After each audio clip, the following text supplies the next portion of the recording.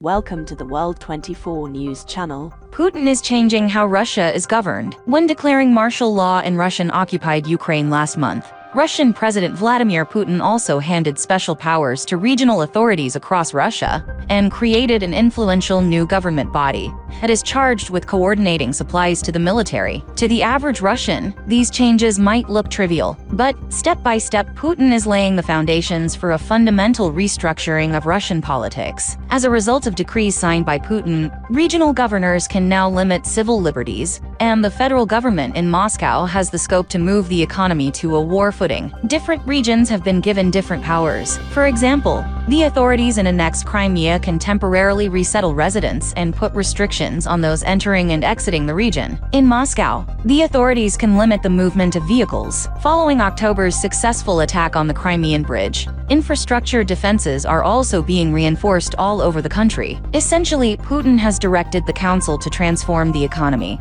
so it can sustain the needs of the armed forces in Ukraine. Specifically, it will set targets for supplying the army, control prices, suppliers and logistics, and build and equip barracks and other military facilities. Decisions taken by the council are not only binding for officials, but also for businesses. Ms. Huston has already announced that much of Russia's manufacturing sector, including small businesses, will be required to produce equipment for the army. Judging by the scope of its powers, the council will to some extent supersede even the Russian government itself. In the thick of the fighting in Ukraine, Putin is effectively carrying out political reforms and restructuring his power vertical in an attempt to win the war. In his first meeting with council members, Putin said that the time had come to update Russia's system of government. This is precisely why this coordination council was created, he told the assembled group. Putin also closely monitors Russian public opinion when it comes to the war. In a copy we obtained of an unpublished survey for officials that was carried out by a Kremlin-controlled polling agency,